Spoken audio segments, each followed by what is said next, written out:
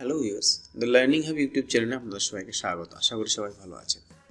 তো আজকে আমার টিউটোরিয়ালে যেটা নিয়ে ডিসকাস করব, আপনারা স্ক্রিনে দেখতেই পাচ্ছেন ইমেল। আজকের দিনে প্রচণ্ড একটা গুরুত্বপূর্ণ টপিক, যেটা আমাদের প্রত্যেকের প্রয়োজন। তো চলুন আমরা আলোচনায় চলে যাই।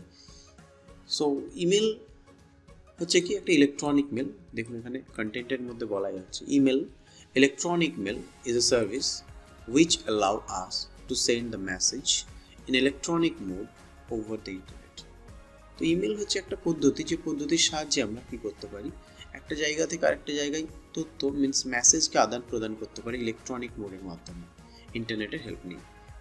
এই ইমেল পদ্ধতি বা ইমেল না, সেটা অ্যাকচুয়ালি মেল বলতাম আমরা আগে, চিঠি, সেই ব্যবস্থা কিন্তু এর আগেও ছিল, বাট সেটা কিন্তু ইমেল ছিল না, নর্মাল একটা মেল ছিল, এবং সেটার অনেক ডিসঅ্যাডভান্টেজ ছিল। আমরা জানি একটা চিঠি লেখার পরে সেটা পোস্ট অফিসে পোস্ট করলে অনেক টাইম টেকিং ব্যাপার ছিল, বাট এখন সেটা ইমেল হয়ে গেছে। সেটা ইলেকট্রনিক মোডের মাধ্যমে আমরা উইদিন এ সেকেন্ডের মধ্যে একটা ইনফরমেশনকে কিন্তু এক জায়গা থেকে আরেক জায়গায় কিন্তু ট্রান্সফার করতে পারি। ইট offers an efficient, inexpensive and real-time means of distributing information among people. এই যে ইমেলটা, এটা খুব এফিশিয়েন্ট, তার সঙ্গে এটা ইনএক্সপেন্সিভ, এতটা এক্সপেন্সিভ নয় যে অনেক কস্টের ব্যাপার আছে, সেই ব্যাপারটাও কিন্তু নেই, এবং একদম রিয়েল টাইম ইনফরমেশনটা ডিস্ট্রিবিউট হয়। আপনি এখানে সেন্ডে ক্লিক করলেন এবং সঙ্গে সঙ্গেই কিন্তু সেটা যাকে আপনি ইমেলটা করছেন উইদিন এ সেকেন্ডের মধ্যে কিন্তু চলে যায়।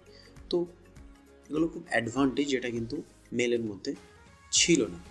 এরপর আমরা ইমেল অ্যাড্রেসটা কী জিনিস সেটা একটু জেনে নিই। ইমেল তো জানলাম যে সেটাকে ইলেকট্রনিক মেল, মানে একটু বৈদ্যুতিক চিঠি, বাট ইমেল অ্যাড্রেসটা কী জিনিস, অবভিয়াসলি আমাদেরকে ইমেল অ্যাড্রেসের ব্যাপারটাও জানতে হবে।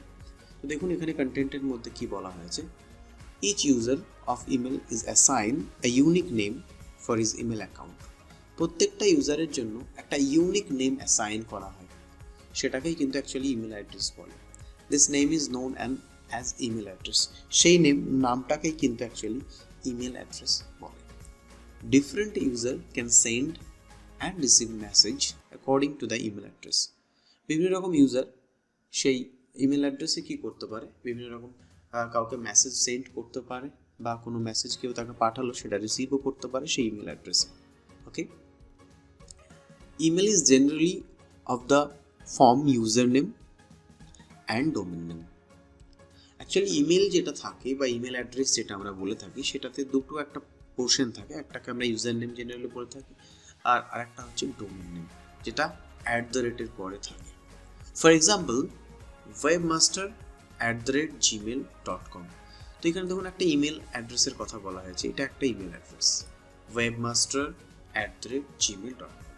তাহলে এই যে এক্সাম্পলে বলা হলো যে webmaster@gmail.com is an email address, এটা হচ্ছে একটা email address, where webmaster is user name, যেখানে ওয়েবমাস্টারটা কি ইউজার নেম, অ্যান্ড gmail.com, এই যে gmail.com এর যে কথা বলা হচ্ছে, gmail.com is a domain name, আর gmail.comটা হচ্ছে কি domain name.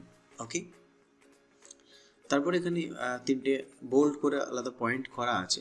The user name and the domain name are separated by @ user name এবং ডোমেন নেমটা কি থাকে, একটা @ আমরা অনেকে বলে থাকি, বা যেটাকে @ বলে, সেটা দিয়ে কিন্তু সেপারেট করা থাকে।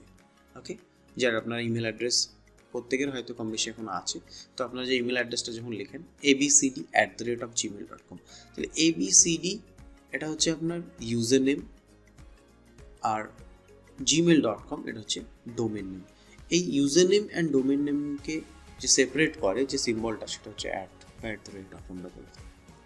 Email address are not case sensitive, email address case sensitive নয়। Spaces are not allowed in email address, কোনো রকমের স্পেসেস ইমেল অ্যাড্রেসের মধ্যে কিন্তু অ্যালাউ করে না। এরপর আমরা চলে যাচ্ছি ইমেল হেডার। ইমেলের হেডারগুলো যেগুলো আমাদের জানা অত্যন্ত প্রয়োজন। The first 5 lines of an email message is called email header. যে পাঁচটা যে প্রথমে যে ফার্স্ট 5 lines থাকে, যেটাকে আমরা ইমেল হেডার বলে থাকি, সেই হেডারগুলো কি এখানে ডিটেলসে দেওয়া আছে। The header part comprises of following fields. কী ফিল্ডগুলো থাকে হেডার পার্টের মধ্যে? প্রথমে থাকে from, date, to, subject, CC and BCC. So এই যে 5টা হেডারের কথা, সেগুলো আমরা একটু ডিটেলসে দেখে নেব। প্রথমটা হচ্ছে form. The form field indicates the sender address. Form ফিল্ডটা কি ইন্ডিকেট করে, যে সেন্ডার অ্যাড্রেস মানে কোথা থেকে ইমেলটা আসছে, ফ্রম কোথা থেকে। এক্সাম্পল এখানে বলা হচ্ছে হু সেন্ড দ্য ইমেল, কে ইমেলটা পাঠিয়েছে, ফ্রম। হয়তো আপনাকে কেউ ইমেল পাঠিয়েছে, আপনি ফর্ম থেকে বুঝতে পারবেন যে আপনাকে ইমেল অ্যাড্রেস, ইমেলটা কে পাঠিয়েছে তার ইমেল অ্যাড্রেসটা ওখানে শো করবে, সেন্ডার অ্যাড্রেস যেটা শো করবে। দেন তারপরে date, the date field indicates the date when the email was send. Date ফিল্ডের সাহায্যে অবভিয়াসলি আমরা জানতে পারি যে ইমেলটা কখন এসেছে, বা কখন আমি কাউকে যদি ইমেল করে থাকি সে তো সেই রিপোর্ট আমরা পেয়ে যাব যে কখন করা হয়েছে, এটা আমাদের ডেট ফিল্ডটা অবশ্যই সেই হেল্পটা করবে।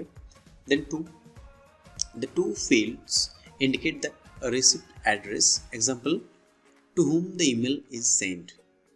to মানে হচ্ছে যেটা আমরা বলে থাকি যে আমরা যাকে ইমেল করতে চাই, ইমেল যাকে পাঠাতে চাই তার ইমেল অ্যাড্রেসটা অ্যাকচুয়ালি ওখানে লিখতে হবে, মানে আমরা যাকে ইমেল সেন্ড করতে চাই তার ইমেল অ্যাড্রেসটা টু এর পরে লিখতে হবে। ওকে, নেক্সট হচ্ছে subject. The subject field indicates the purpose of email. Obviously আমরা যখন কোনো অ্যাপ্লিকেশনও লিখি আমাদের সাবজেক্টের মধ্যে কী থাকে, যে আমরা অ্যাপ্লিকেশন যেটা লিখছি তার পারপাসটা কী, কিসের উপর অ্যাপ্লিকেশন সেটা। তো আমরা যখন ইমেল করব সাবজেক্টের মধ্যে আমরা এটা ডিফাইন করব যে কি রিলেটেড আমরা ইমেলটা করছি। অবভিয়াসলি সেই সাবজেক্টটা যদি আমরা ডিফাইন করি তাহলে যাকে আমরা সেন্ড করব সে সাবজেক্টটাকে বাইরে থেকে ডিসপ্লে করে। তো এমন কিছু সাবজেক্ট দিলাম যে সাবজেক্টটা দেখে হয়তো মেলটাকে সে খুলল, তো সাবজেক্টটা আমাদের সেক্ষেত্রে কিন্তু হেল্প করে। It should be precise and to be to the point. Then আমরা চলে আসছি সিসি। সিসি যেটা হচ্ছে carbon copy, CC stand for carbon copy. Carbon কপির ব্যাপারে হয়তো আপনারা অনেকেই জানেন, ঠিক আছে। তো কার্বন কপি সিসি কি কাজ, it includes those receive address whom we want to keep informed but not exactly in the intended receive. Actually যেটা বাংলায় যদি আমি বলতে চাই, সিসি মানে হচ্ছে কার্বন কপি। ধরুন আপনি 10 জনকে ইমেল করবেন, একই ইমেল, মানে একটা ইমেল আপনি 10 জনকে 10টা ইমেল অ্যাড্রেসে আপনি 10 জনকে পাঠাতে চাইছেন। তখন আপনি 2 এর ঘরে একজনের ইমেল অ্যাড্রেসটা লিখুন, বাকি 9 জনের সিসির ঘরে লিখে দিন, তাহলে কী হবে, কার্বন কপি হয়ে চলে যাবে, মানে 10 জনের কাছেই চলে যাবে।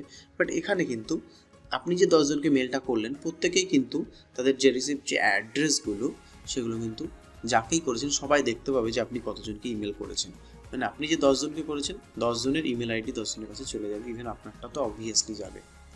দেন তারপর আর একটা যেটা আছে সেটা হচ্ছে বিসিসি।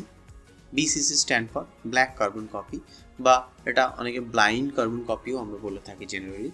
তো it use when you do not want to one or more of the received to know the someone else was the copy on the message. তো বিসিসি মিনস হচ্ছে ব্লাইন্ড বা ব্ল্যাক কার্বন কপি বলতে পারেন। Actually কী হয়, দুটোর কাজটা খুব একটা ডিফারেন্স নয়, সিসি আর বিসিসি কাজটা কিন্তু একই করে, বাট একটা এখানে একটা ডিফারেন্স আছে বিসিসি আর সিসির মধ্যে। সেটা হচ্ছে আপনি সিসির মধ্যে 10 জনকে মেল করতে চাইছেন, 10 জনের ইমেল আইডি, একজনের 2 এর ঘরে দিলেন, 9 জনের দিলেন সিসিতে, চলে গেল সবার কাছে, বাট সবার ইমেল আইডি সবার কাছে চলে গেল। বাট বিসিসিতে যদি আপনি করেন 2 এর যে ফিল্ডটা আছে ওখানে আপনি একজনের ইমেল আইডি দিলেন, বাকি 9 জনের আপনি বিসিসির যে ফিল্ডটা আছে সেখানে দিয়ে দিলেন। যদি সেন্ড করেন ইমেলটা তাহলে কি হবে, 10 জনের কাছে ইমেল চলে যাবে, বাট কেউ বুঝতে পারবে না যে আপনি কতজনকে ইমেল করেছেন, অর্থাৎ কারোর ইমেল আইডি কারোর কাছে কিন্তু যাবে না। এটাই হচ্ছে অ্যাকচুয়ালি সিসি অ্যান্ড বিসিসির মধ্যে ডিফারেন্স। তো বেসিক্যালি আজকে আমরা ইমেল, যেটা আজকের দিনে খুব প্রয়োজনীয় একটা টপিক, সেটা নিয়ে ডিসকাস করলাম। আশা করি ভিডিওটি আপনাদের অনেক হেল্পফুল হবে, এবং ভিডিওটি যদি ভালো লেগে থাকে অবশ্যই চ্যানেলটিকে সাবস্ক্রাইব করবেন আর পাশে থাকা বেল আইকনটি প্রেস করে দেবেন, তাহলে যখন নতুন কোনো ভিডিও আপলোড করব আপনারা সঙ্গে সঙ্গে নোটিফিকেশন পেয়ে যাবেন। আজকের জন্য এটুকুই, দেখা হবে নেক্সট ভিডিওতে। Thank you.